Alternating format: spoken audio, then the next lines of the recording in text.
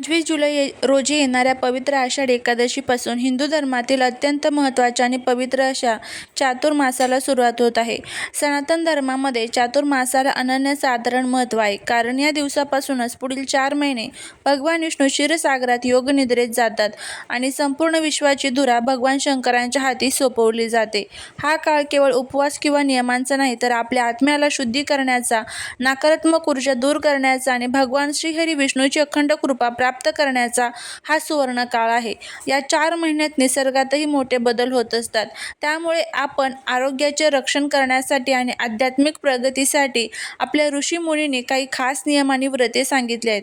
आजच्या या विशेष आणि सविस्तर व्हिडिओमध्ये आपण चातुर्मासाचे संपूर्ण महत्त्व, या काळात भगवान विष्णूंची सेवा कशी करावी, त्यांचा अभिषेक कसा करावा, कोणते मंत्र आणि स्तोत्र म्हणावे, तसेच महिला आणि पुरुषांनी कोणते नियम पाळावे, या काळात केल्या जाणाऱ्या स्वास्तिक व्रत आणि गोपद्म व्रत याचे काय फायदे आहेत, या सर्व गोष्टी अत्यंत सोप्या भाषेत आणि सविस्तरपणे जाणून घेणार आहोत.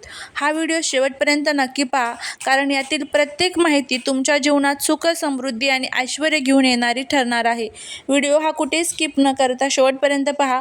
चॅनलवरती नवीन असाल तर चॅनलला सबस्क्राईब करून शेजारील बेल आयकॉनलाही प्रेस करा, म्हणजे माझ्या सर्व नवीन व्हिडिओंचं नोटिफिकेशन तुम्हाला मिळेल आणि तुम्ही एक पण व्हिडिओ मिस करणार नाही. त्याचबरोबर कमेंटमध्ये ओम नमो भगवते वासुदेवाय नमः लिहायला अजिबात विसरू नका. चातुर्मास म्हणजेच आषाढ, श्रावण, भाद्रपद आणि आश्विन हे 4 महिने असतात. शास्त्रानुसार जेव्हा देवशयनी एकादशीला भगवान विष्णू निद्रेत जातात, तेव्हा पृथ्वीवरील सात्विक लहरीचे प्रमाण वाढवण्यासाठी आपण नामस्मरण करणे गरजेचे असते. या काळात केलेली कोणतीही पूजा, जप किंवा सेवा ही इतर दिवसांच्या तुलनेत 1000 पटीने अधिक फलदायी ठरते. भगवान विष्णूंची सेवा करण्यासाठी या 4 महिन्यात दररोज सकाळी लवकर उठून स्नान करावे, पिवळे वस्त्र परिधान करून विष्णूंच्या मूर्ती किंवा प्रतिमेसमोर तुपाचा दिवा लावावा. देवाला तुळशीची पाने अत्यंत प्रिय आहेत, म्हणून दररोज विष्णूंना ओम नमो भगवते वासुदेवाय नमः या मंत्राचा जप करत तुळशीपत्र अर्पण करावे. त्याचप्रमाणे या काळात दररोज विष्णू सहस्रनाम, श्रीसूक्त किंवा रामरक्षेचे पठण करावे. जर तुम्हाला पूर्ण स्तोत्र पठण करणे शक्य नसेल तर विष्णूंचा मूळ मंत्र ओम नमो नारायणाय किंवा ओम नमो भगवते वासुदेवाय या मंत्राचा रोज किमान 1 माळ जप करावा. असे केल्याने घरातील इडापिडा टळते, मानसिक शांतता लाभते आणि घरात लक्ष्मी कायमस्वरूपी वास करते. चातुर्मासात भगवान विष्णूंचा अभिषेक करण्याला विशेष महत्त्व आहे. विशेषतः श्रावण आणि भाद्रपद महिन्यातील एकादशी किंवा गुरुवारी हा अभिषेक आवर्जून करावा. विष्णूंचा अभिषेक करण्यासाठी तांब्याऐवजी पितळ किंवा चांदीचे पात्र वापरावे. सुरुवातीला शंखात पाणी भरून विष्णूंच्या मूर्तीवर किंवा बाळकृष्णावर अभिषेक करावा, कारण शंखाला लक्ष्मीचे बंधू मानले जाते आणि शंखोदकाने केलेला अभिषेक विष्णूंना अतिशय प्रिय आहे. त्यानंतर कच्चे दूध, दही, तूप, मध आणि साखर एकत्र करून तयार केलेल्या पंचामृताने देवाला अभिषेक करावा.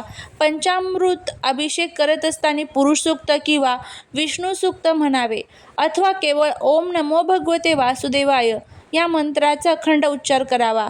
पंचामृताने स्नान घातल्यानंतर मूर्ती स्वच्छ पाण्याने धुवून घ्यावी, कोरड्या वस्त्राने पुसावी आणि तिला चंदनाचा टिळा लावावा. विष्णूंना पिवळे फुल आणि केसर मिश्रित अक्षता व्हाव्यात. शेवटी तुळशीचे पान ठेवून पिवळ्या रंगांचा नैवेद्य जसे की शिरा किंवा बुंदीचे लाडू दाखवावा. अशा प्रकारे अभिषेक केल्याने कुंडलीतील गुरुग्रह बलवान होतो आणि व्यक्तीला जीवनात सर्व सुख, सुविधा, मान सन्मान आणि विष्णू लक्ष्मीची संयुक्त कृपा प्राप्त होते. आध्यात्मिक आणि शारीरिक शुद्धतेसाठी चातुर्मासात महिला आणि पुरुषांसाठी काही कडक नियम सांगण्यात आले आहे. सर्वात महत्त्वाचा नियम म्हणजे आहाराची शुद्धी. या 4 महिन्यात कांदा, लसूण, मांसाहार, मद्यपान यांचा पूर्णपणे त्याग करावा. शास्त्रानुसार पहिल्या महिन्यात म्हणजे श्रावणात पालेभाज्या खाणे वर्ज्य आहे. दुसऱ्या महिन्यात म्हणजेच भाद्रपदात दही खाणे टाळावे. तिसऱ्या महिन्यात म्हणजेच आश्विन महिन्यात दूध पिणे वर्ज्य मानले जाते. चौथ्या महिन्यात म्हणजेच कार्तिक महिन्यात द्विदल धान्य म्हणजेच डाळी खाणे टाळावे. यामागे धार्मिक कारणांसोबतच पावसाळ्यातील पचनसंस्था सुदृढ ठेवण्याचे वैज्ञानिक कारणही आहे. या काळात महिला आणि पुरुषांनी ब्रह्मचर्याचे पालन करावे. भूमीवर झोपणे अशक्य असल्यास करावे आणि कोणत्याही प्रकारच्या निंदा, नालस्ती, खोटे बोलणे किंवा क्रोध करणे टाळावे. महिलांनी दररोज तुळशीची पूजा करून संध्याकाळी तिथे दिवा लावावा. पुरुषांनी या काळात केस आणि नखे काढणे शक्यतो टाळावे शक्य असेल तर, किंवा त्यासाठी विशिष्ट दिवस पाळावेत. तसेच दररोज किमान एक वेळ तरी सात्विक भोजन करावे आणि उपवास करत असल्यास त्यात फलांचा वापर करावा. या नियमांचे पालन केल्याने शरीरातील तामसिक गुण नष्ट होतात आणि सात्विकतेचा उदय होतो. चातुर्मासात महिलांसाठी 2 अत्यंत महत्त्वाची व्रते सांगितली आहेत. ती म्हणजे स्वास्तिक व्रत आणि गोपद्म व्रत. स्वास्तिक व्रत हे सौभाग्यासाठी आणि घरात सकारात्मक ऊर्जा टिकवून ठेवण्यासाठी केले जाते. या व्रतांमध्ये चातुर्मासाच्या 4 महिन्यात दररोज देवांसमोर, तुळशीजवळ किंवा घराच्या मुख्य दारावर कुंकवाने किंवा हळदीने स्वच्छ आणि सुंदर स्वास्तिक काढावे. स्वास्तिक हे गणपती आणि लक्ष्मीचे प्रतीक मानले जाते. त्यामुळे दररोज स्वास्तिक काढून त्याची पूजा केल्याने घरातील वास्तुदोष दूर होतात आणि नकारात्मक शक्ती प्रवेश करू शकत नाहीत. दुसरे अत्यंत महत्त्वाचे व्रत म्हणजे गोपद्म व्रत. हे व्रत आषाढी एकादशीपासून सुरू होऊन कार्तिकी एकादशीपर्यंत चालते. यामध्ये दररोज अंगणात किंवा देव्हाऱ्यापाशी 33 गोपद्मे म्हणजेच गायीची रांगोळी, पावलांची रांगोळी काढावीत आणि त्याची हळद, कुंकू व फुले वाहून पूजा करावी. सनातन धर्मात गायीमध्ये 33 कोटी देवतांचा वास मानला जातो. त्यामुळे गोपद्माची पूजा करणे म्हणजे सर्व देवतांचे आशीर्वाद घेण्यासारखे आहे. हे व्रत केल्याने महिलांना अखंड सौभाग्य लाभते, संततीचे रक्षण होते, पितृदोष शांत होतो आणि मृत्यूनंतर मोक्षाची प्राप्ती होते, असे पुराणात सांगितले आहे. कार्तिकी एकादशीला या दोन्ही व्रतांचे उद्यापन करून ब्राह्मणाला किंवा सुवासिनीला दान दिले जाते. चातुर्मास हा केवळ उपवास किंवा रूढी परंपरा पाळण्याचा काळ नाही, तर ते आपल्या धावपळीच्या आयुष्यात स्वतःला देवाच्या चरणी समर्पित करण्याचे एक माध्यम आहे. या काळात आपण जे काही छोटे मोठे नियम पाळू, जी काही सेवा करू, ते अत्यंत श्रद्धेने आणि मनापासून करणे आवश्यक आहे. 25 जुलै सुरू होणाऱ्या या चातुर्मासात तुम्ही देखील तुमच्या क्षमतेनुसार नामस्मरण, विष्णुपूजा, स्वास्तिक किंवा गोपद्म व्रत नक्की करा. यामुळे तुमच्या कुटुंबात सुख, शांती, समृद्धी नांदेल. भगवान श्रीहरी विष्णू आणि माता लक्ष्मीची सदैव आपल्यावरती कृपा होत असते. यासोबतच या 4 महिन्यांमध्ये तुळशीच्या सेवेला विशेष महत्त्व आहे. यामध्ये तुम्हाला रोज तुळशीची पूजा करायची आहे. तुळशीसमोर रोज तुम्हाला हळदीने स्वास्तिक काढायचं आहे आणि त्याचबरोबर संध्याकाळी तुळशीला तुम्हाला दिवा अर्पण करायचा आहे. सोबतच तुम्हाला महादेवांची सुद्धा पूजा करायची आहे, कारण ह्या 4 महिन्यांमध्ये सृष्टीचा कारभार हा महादेवांनी उचललेला असतो. त्यामुळे आपल्याला त्यांची पूजा करणं हे खूप गरजेचं असतं. आणि मग शक्य असेल तर रोज तुम्ही तांब्याभर पाणी अर्पण करू शकता, दूध अर्पण करू शकता. दूध जर अर्पण करणं शक्य नसेल तर फक्त पाणी जरी अर्पण केलं तरी देखील चालू शकतं.